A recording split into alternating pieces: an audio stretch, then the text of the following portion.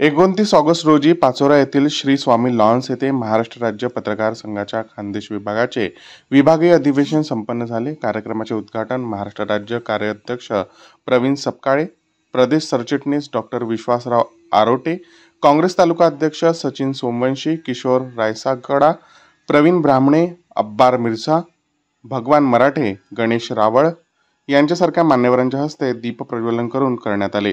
या अधिवेशनास महाराष्ट्रातील अनेक पत्रकारांची उपस्थिती होती। पाचोरा भडगाव मतदारसंघाचे आमदार किशोरप्पा पाटील यांना विधानसभा रत्न पुरस्कार देऊन सन्मानित करण्यात आले।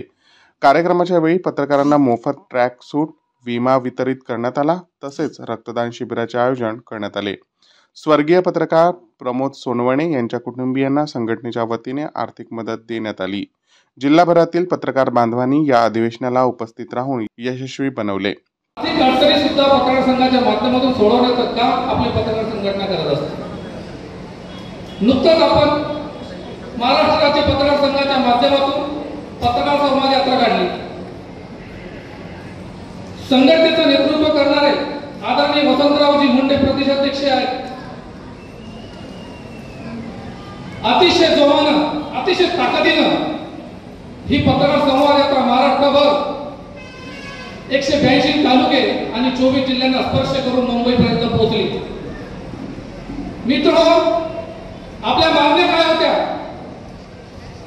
ज्याला तुम्ही लोकशाहीचा आधारस्तंभ म्हणता, ज्याला तुम्ही लोकशाहीचा चौथा आधारस्तंभ म्हणता, त्याच चौथ्या आधारस्तंभाचे लोक आजही त्यांच्या मागण्यांसाठी वंचित आहेत। त्यांना निवेदन द्यावं लागतात, त्यांना पत्रकार संवाद यात्रा करावं लागते, त्यांना मोर्चे काढावं लागतात, त्यांना उपोषण करावं लागतं। ही शोकांतिका आहे। काय मागण्या काय आपल्या? गेल्या अनेक वर्षापासून आपण उत्तांदन करत असतो। शासनाचे मोठमोठे बजेट जाहीर होतात, अधिवेशन झालं की अर्थसंकल्प जाहीर होतो। खेड्यापाड्यातल्या पत्रकारापासून तर मेट्रो सिटीतल्या पत्रकारापर्यंत सगळ्या त्या अर्थसंकल्पावर आपण मोठमोठ्या रकाने भरून लिहितो। समाजातल्या या घटकाला इतका निधी, समाजातल्या त्या घटकाला इतका निधी, याला इतका निधी, त्याला इतका निधी लिहिण्यातच आमचं पत्रकारांचं आयुष्य गेलं। तुम्ही कधी बघितलं का की पत्रकारांच्या हक्कासाठी, पत्रकारांच्या उद्धारासाठी काही निधी दिला असं कधी लिहिलं का तुम्ही? आम्ही फक्त दुसऱ्यांच्या निधी वाटपासंदर्भात आणि दुसऱ्यांच्या अर्थसंकल्पात मोठमोठ्या रकाने भरत गेलो। हे दुःख आहे, हे वेदना आहे। मग अशा काही बोलल्या की पत्रकार होणं सोपं आहे, सोपं नाही, खरं सोपं नाही। पत्रकार होणं खरंच सोपं नाही। आम्ही महाराष्ट्रावर जेव्हा फिरत होतो संवाद यात्रेच्या माध्यमातून, आमची माऊली आमच्या सोबत होती संपूर्ण महाराष्ट्रभर।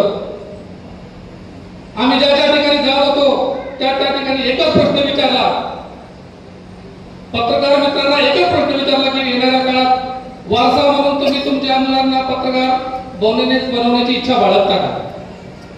या ठिकाणी पत्रकार उपस्थित आहे। तुमची इच्छा होते का मुलांना पत्रकार बनवण्याची? डॉक्टरच्या मुलाला डॉक्टर होण्याची इच्छा असते, वकिलाच्या मुलाला वकील बनवण्याची इच्छा असते, राजकीय नेत्याला त्याच्या मुलाला आमदार खासदार बनवण्याची इच्छा असते। पण माझ्या पत्रकाराला अजिबात इच्छा नसते की तो माझा मुलगा पत्रकार झाला पाहिजे म्हणून। इतकी कठीण अवस्था ह्या पत्रकारांची आहे। ही अवस्था बदलवण्यासाठी, ही व्यवस्था बदलवण्यासाठी ही लोकनायक न्यूज करिता प्रतिनिधी आमीन पिंजारी, कचगाव, तालुका भडगाव, जिल्हा जळगाव।